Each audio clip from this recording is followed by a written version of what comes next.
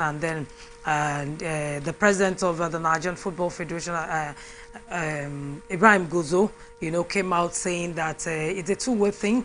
They are also considering staying with him. At the moment, they are considering staying with him. And you look at how much, this coach has been paid. I think it's not something the NFF should. Now, if the coach was giving us, result, if he was doing well, he has qualified us, for the African Cup of Nations with a game to spare. But I don't think, he's that coach that can take us to that level. And the fact that he's not that coach that can take us to that level and paying him that huge sum of money, I think they need to have a rethink and look out for a coach. If they still want to spend that kind of huge money, look out for a coach who has the quality, who has the wherewithal to ensure, that magic that can change the story of the Super Eagles. But then this is where we are. Jose Pesero is at the moment without a contract, but then I think he also does not want to leave on the other hand, because he's not that kind of coach that could attract another club at the moment, and I think he's very comfortable staying with the Super Eagles. But for me, if you ask me, I think the NFF should look elsewhere. Nigerian Football Federation in contract talks with Jose Pesero. I will hope that they will just find a balance between his what I call humongous pay and the kind of quality he's offering to these Super Eagles of Nigeria. But the Nigerian Football Federation in the last few weeks have been focused aftermath of owings of personal emoluments, bonuses and salaries of personal entitlements of camp allowances of the Super Falcons that represented the country at the just the ongoing FIFA Women's World Cup. We are still hearing stories of the girls or the ladies will be paid, and not that they have been paid. Well, it's the usual drama for Nigeria, and I'm sure they are trying to drag foot, at the end of the day, not to pay these girls. He said I monitored him on national TV where he said that, the girls will be paid. He also confirmed, he also gave the reasons. Now, some of the reasons he gave for the girls and the national team, because he confirmed that even the Super Eagles, the Flying Eagles and the Super Falcons have not been paid. He said that one of the reasons why they've been owing these players and some of the coaches is because, they lack sponsorship. And I was beginning to wonder who will do that aggressive marketing for them. It is your office. You should be able to get a marketing department that should do that aggressive, marketing to get, sponsorship for the team. For the girls, they have no excuse to say they will be paid. They should be paid. Let them tell us that they have been paid, because the money and everything has been given to them. There is no way FIFA will owe them. They have left the competition, and I'm sure all of that has been said. We just hope that in the days to come, we will not get back to those days where the girls, will carry placard, or some persons will be somewhere carrying placard or protesting that they've not been paid. We hope this is done, and we hope that this administration, this new administration, tend to change the wrongs. Hope that's what we have here in Nigeria. These girls need to be paid. It's disturbing that some of the girls that went to represent the country in Australia and New Zealand are still owed some personal, entitlements for a period of almost 2 years, and this is really, really sad. But we hope that when the money from FIFA comes, all of this will be cleared, and the girls will be in a good state. We hope these girls are paid, because we've not seen a dogged Super Falcon squad like this particular squad. I don't know if in the next World Cup we're going to be seeing this particular squad again, because I know a lot of these girls would have retired between now and the next World Cup. Given what these girls have done, I just hope that they get whatever is due them without protest, without calling the NFF out to the public. Gallant performances coming from the Super Falcons at the just ongoing FIFA Women's World Cup. Yes, it's ongoing because today is the D-Day for the host nation Australia, because they will take on England in just about an hour from now. Who gets to the final? Already talking about who gets to the final reminds me that Spain yesterday qualified for the final, their very first final in the history of a female women's World Cup. They took out Sweden in the semi-final match played yesterday. I watched that encounter, and it was very, very sad. We saw the last 8 minutes of that match produce 3 goals in favor of 2-1. It did end in favor of Spain. Spain, this is their first semi-final and their first final in the history of female World Cup. And for Sweden, this is their 5th semi-final and the 4th time they will lose at the semi-final of a female World Cup. Well, the statistics does not favor Sweden, but then on the day, I felt, it was a one-sided encounter. Sweden came back, trying to, pull one up, but then the last 8 minutes, like you said, went in favor of Spain. I told you something about the progression in the Spain women's national teams from the under 17 to the under 20 and now to the senior women's national team. Just last year, I remember too well, in 2022, their under 17 women won the under 17 Women's World Cup in India. The last year, Spain won their first ever under 20 Women's World Cup, and right now they are about, making history, going into the finals of the Women's World Cup. Well, it was a huge moment for them, and the beauty of it is that, they eventually won that game. So they're waiting for who wins between England and Australia and the finals. Spain, something about Spain, they left most of their top players back home because of issues around the team. Some of the top players wanted the coach to be dropped. The coach was not dropped, and some returned back. And you will have thought that this is the worst prepared Spanish national team going to a competition of this nature. But it looks like the girls have put themselves together, and now they are in the final. What some of the established stars could not do, the Spanish national girls, like I mentioned earlier, played in their first semi-final, and as if that was not enough, they played now in their very first.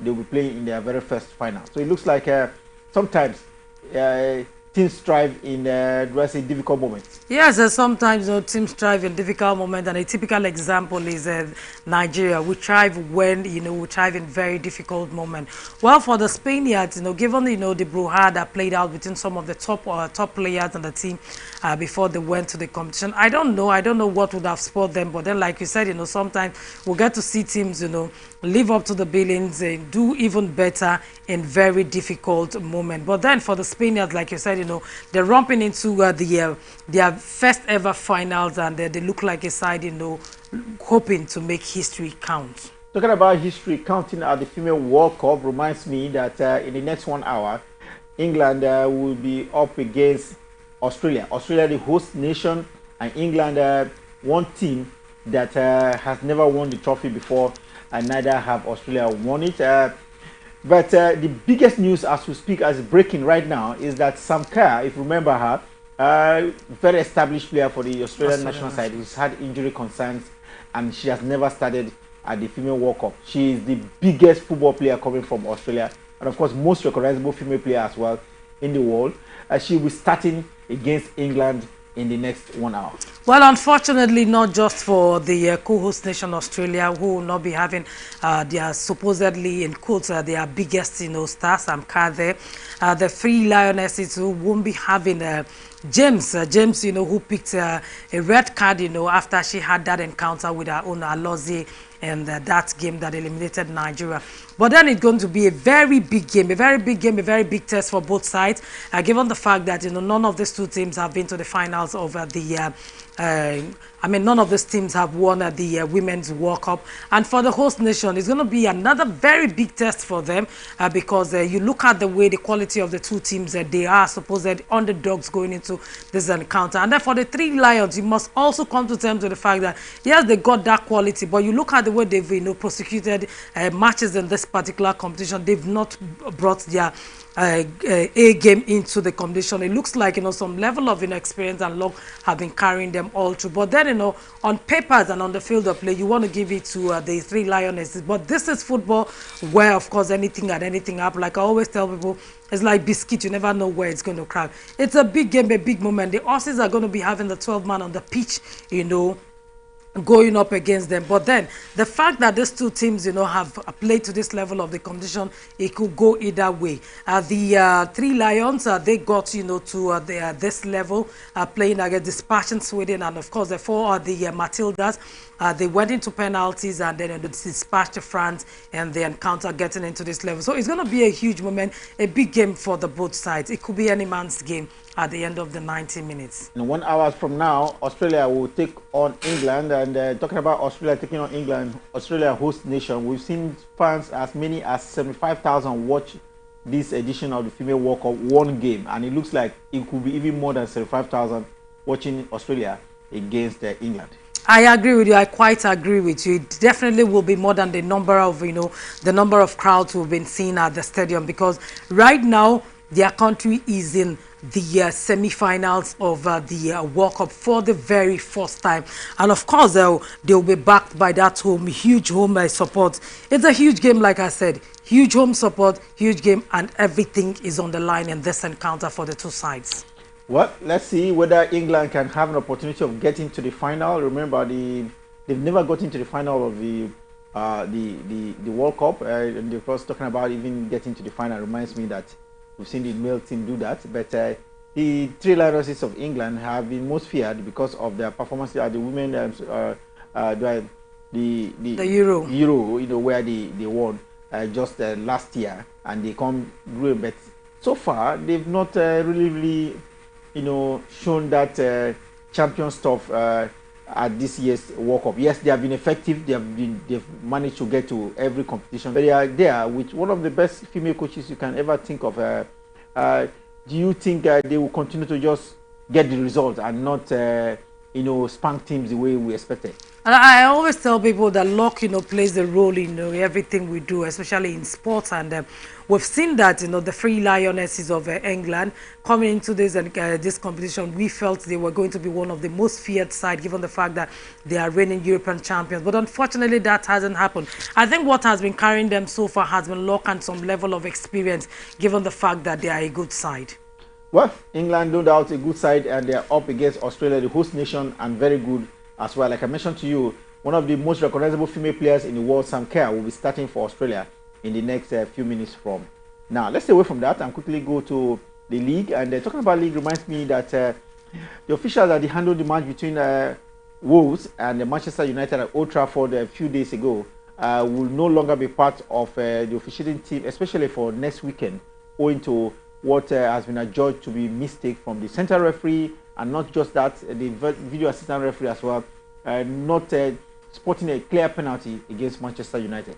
I saw that news, and I watched that game, and I felt that one of the reasons why the referees made that mistake. I don't want to be completely correct, but then I always tell people that in the days of Sir Alex Ferguson, with all due respect to him, it wasn't as if he was a bad coach, but I feel that he had some level of influence, on natural influence, not financial influence, on some of the referees in the English Premier League. And his presence at the stadium, I feel that carried that. It means they came out apologizing to O'Neill, the coach of Wolves, telling him that he saw it, that it was a mistake, it would have been a penalty and all of that. And I don't think, such things should happen. But the beauty of it is that it is happening in a climb where things are done the right way. If it had happened here in Nigeria, it would have been swept under the carpet or something. But this is a place where things are done serious. I mean, these are serious-minded people, serious-minded, FAs and all of that. And I'm happy that,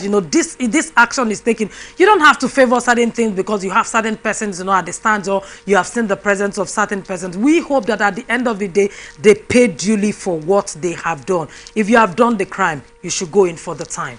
Well, referees for the match involving Wolves and Manchester United, the very first game for have already been given to Harry Ten Hag and his Manchester United side.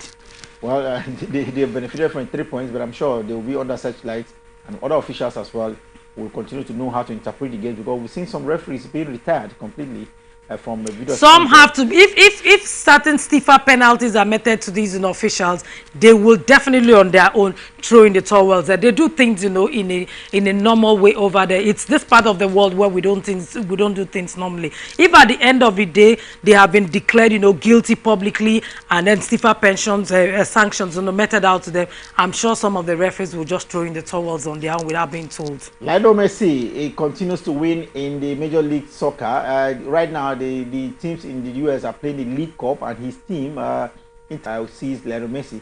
And of this aftermath of his scoring in every game, in fact, he's virtually taking Inter Miami to the very first final. And because they are in the final with League Cup, they have as well qualified for next year's this year's CONCACAF Champions League Cup. They've never been to that final. This is their first final, in the League Cup, and their first qualification for CONCACAF Champions Cup. This is an international trophy It's like I mentioned, it's CONCACAF, those from the central region out there in the United States of America. What more do you expect from Lionel Messi? He scored, he's played 6 games now, a couple of games for his team Inter Miami. Well, what a good sign, what a good signature for Inter Miami. For the very first time, they are getting into the finals. They will be playing in that cup competition. But for Leo Messi, he's done fantastically well. 6 games and nine goals, right. so far for them. I think it's a good one. The last one was when they hammered Philadelphia 4-1 and then getting into the finals. I think it's a good one. The club themselves will have no regrets, having signed Leo Messi, taking them to this level. And I think the fact that they have, a certain Leo Messi there, he's a present, and given what the feat he has achieved with the club, we just hope that they will get better signings for the side. I think it's a good one. We just hope that at the end of the day they get to win this cup for the first time with the addition of Leo Messi. I'm not a die-hard fan of Messi. I'm not a fan of Messi, but I know his worth and I know he's a fantastic addition to the Inter Miami side, and of course it's playing out. Cristiano Ronaldo was won out there his first cup for his club side in Saudi Arabia. Looks like Messi too will be doing the same in the United States. I think Messi is even doing better than Cristiano Ronaldo. But then you look at how they have attracted players to their various leagues. You want to give the credit to Cristiano Ronaldo. But then remember, Cristiano Ronaldo had gone to Saudi Arabia before Leo Messi left for the MLS.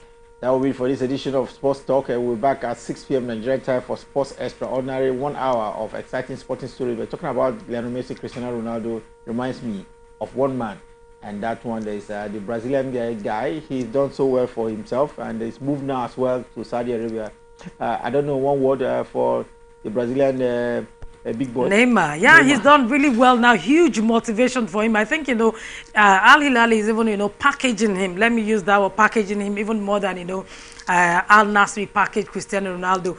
They are giving him. They said for every win they are going to be getting, they will be giving him about 200 million. 200,000 pounds for every positive comment he makes about Saudi Arabia. He'll be getting 500,000 pounds, and then he's been given a mansion, workers to take care of him and all of that. I don't know if they are trying to bring down the European League, but then it's a good one for Neymar. He's going to be there for 2 years, and then for the two men, Cristiano Ronaldo and Messi, they've done really well for themselves. Yes, even though they seem not to be in the gunning for the Player of the Year this time around, because they play in two different European Player of the Year. But then they've done pretty well. They've held football. They've brought us best memories in the last 17 years or more. Well, best memories for the players, exciting players. I must tell you right now, is not only in Europe. It's crossed over to Saudi as well. And that will be it for this edition of Sports Talk. We'll be back at 6 p.m. like I mentioned for Sports Extraordinary. Until then, remember, peace and unity are clearly pathways to progress. Always enjoy here on Atlantic Television Network.